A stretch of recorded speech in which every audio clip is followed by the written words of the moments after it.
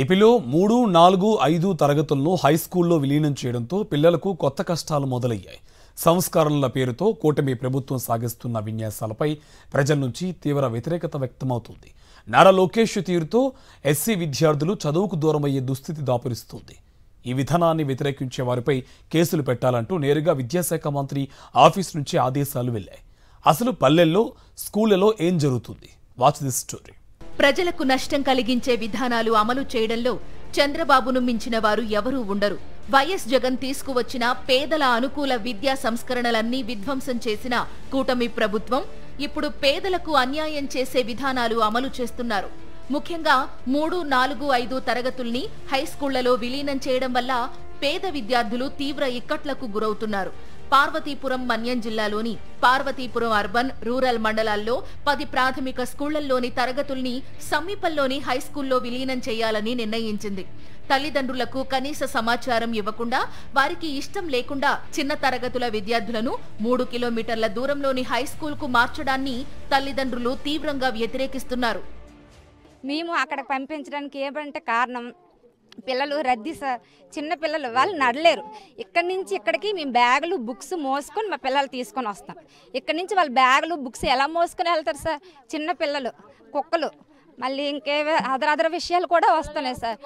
మరి మాకైతే మాత్రం నారా లోకేష్ని ఒకటే కోరుకుంటున్నాం, దయచేసి మా స్కూల్, మాకు ఎస్సీ స్కూల్ మా వీధిలో ఉంచమని అడుగుతున్నాం.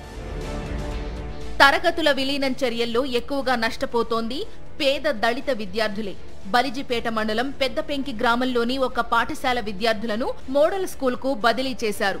దళితవాడలో పాఠశాల కోసం తమ పూర్వీకులు సొంత స్థలాన్ని కేటాయించారని, ఇక్కడే పాఠశాల కొనసాగించాలని దళితులు పోరాటం చేస్తున్నారు. ఈ నేపథ్యంలో సోమవారం నాడు విద్యార్థులు, తల్లిదండ్రులు జిల్లా కలెక్టరేట్ గ్రీవెన్స్ కు వచ్చి ఫిర్యాదు చేశారు. వేరే కార్యక్రమం కోసం అక్కడకు అదే సమయంలో వెళ్లిన మాజీ ఎమ్మెల్యే అలజంగి జోగారావు ఈ విద్యార్థులకు మద్దతు తెలిపారు. సాయంత్రం 4 గంటలకు డీఈఓతో మాట్లాడిన అనంతరం విద్యార్థులు, తల్లిదండ్రులు ఆటోలో పెద్దపెంకి వెళుతుండగా ఆటో బోల్తా పడి 6 చిన్నారులు, 4 పెద్దవారికి గాయాలయ్యాయి. ఈ విషయాన్ని విద్యామంత్రి నారా లోకేష్ కి స్థానిక టీడీపీ నేతలు ట్వీట్ చేసి ట్యాగ్ చేయడం, లోకేష్ విచారణకు ఆదేశించడం చకచకా జరిగిపోయాయి. మాజీ ఎమ్మెల్యే అలజంగి జోగారావు విద్యార్థులను తీసుకువచ్చి కలెక్టరేట్ వద్ద ఆందోళన చేయించినట్టు విద్యార్థులతో స్టేట్మెంట్ రికార్డ్ చేయడానికి అధికారులు తీవ్ర ప్రయత్నాలు చేస్తున్నారు. ఇందులో మాజీ ఎమ్మెల్యే ప్రమేయం ఉంటే పోలీస్ కేసు పెట్టాలని ప్రయత్నం చేస్తున్నారు. అయితే తమకు తాముగానే కలెక్టరేట్ కు వచ్చామని, ఇందులో మాజీ ఎమ్మెల్యే అలజంగి జోగారావు ప్రమేయం లేదని గ్రామస్తులు స్పష్టం చేశారు. అది లోకేష్ గారు, మరి స్థానిక ఎమ్మెల్యే గారు, అది అభూత కల్పన. ఏంటంటే ఇక్కడ పిల్లలు తీసుకెళ్ళేటువంటి వారు తల్లిదండ్రులు, పేరెంట్స్, ఈ గ్రామ పెద్దలు వీళ్ళందరూ వెళ్ళి తీసుకుని కలెక్టర్ ఆఫీస్కి వెళ్ళడం జరిగింది.